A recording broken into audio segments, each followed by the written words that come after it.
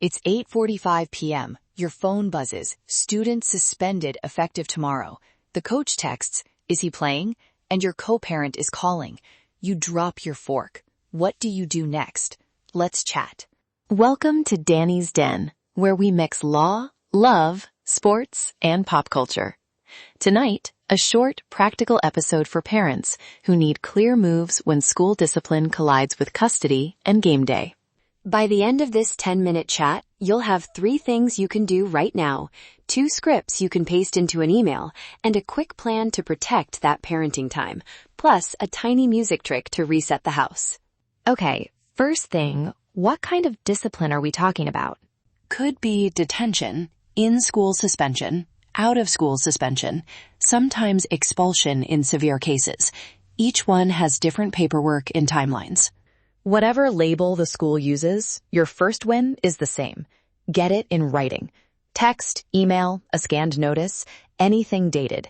Don't let the conversation be only verbal. Quick checklist you can run right now. 1. Ask for the incident report and the specific policy the school is applying. 2. Request any staff statements or teacher notes and the dates. 3. Ask whether any cameras or surveillance were reviewed. 4. If law enforcement was called, get the police report number. I know. That's a lot to do with a racing heart.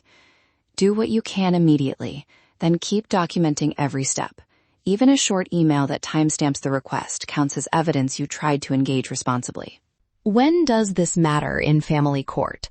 Rarely does one suspension flip custody.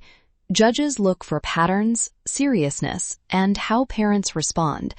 If incidents repeat or involve safety concerns, they can become relevant. So your posture should be engaged, solution-focused, and paper trail ready.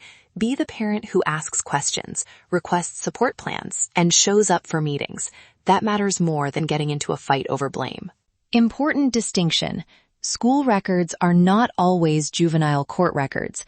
But if a school resource officer or police were involved, you may have a juvenile referral or incident report that behaves differently and could create a formal record. If police are involved, get that report number. And if possible, call a local family or juvenile law attorney within 72 hours for a quick consult. Many offices will do a short intake to tell you the stakes. Timing matters here. Documentation and communication are your twin superpowers. Write everything down. Calls, emails, text screenshots, exact wording of the school's notice, dates, witness names, even photos. If you think I'll remember, don't. Do it now. Try this exact message for the school if you need something quick to send. Thank you for notifying me about the incident involving child today. Please send the written incident report, any staff statements, and the specific school policy being applied. I'd like to schedule a meeting with the counselor and administrator within 2 school days. Thank you. Your name. And here's a short message you can send to a co-parent to keep things calm. I received notice of a school incident involving child. I'm getting the report and will share what I learn. My priority is supporting child and keeping our schedule intact. Can we check in after I get the documents? Now, the game. If the school's restriction bars school property, talk to the coach immediately. Coaches usually want the kid involved. They also have to follow school rules. A quick, real-sounding line you might get, "Coach, we need him there." That little text raises the stakes fast. Offer solutions. Parent chaperone, alternate pickup location, sitting with the team off-field, or a brief written agreement with the coach. Send the coach a 1-line email documenting your parenting time intent and offering help with logistics. That creates a record and often gets a quick yes. If your custody order specifically includes the game, document your effort to preserve that time. A short, dated email to the co-parent and coach that says you intend to honor the time unless the school provides a written restriction is exactly the sort of evidence that protects you later. Relationships get tested here. When stress spikes, blame follows. Try these quick grounders. The kid first. Let's trade facts, not accusations. And we'll plan after we see the report. Using we lowers defense and keeps both parents aligned. Protect your adult relationships too. Don't vent where the child can overhear, and schedule a private debrief with your partner. Small privacy choices now prevent bigger parenting problems later. Quick mood reset? Make a 3-song after-school reset playlist. Pick one breathing track, one upbeat classic everyone knows. I put a short 90s hip-hop or R&B tune here, and one focus song for homework.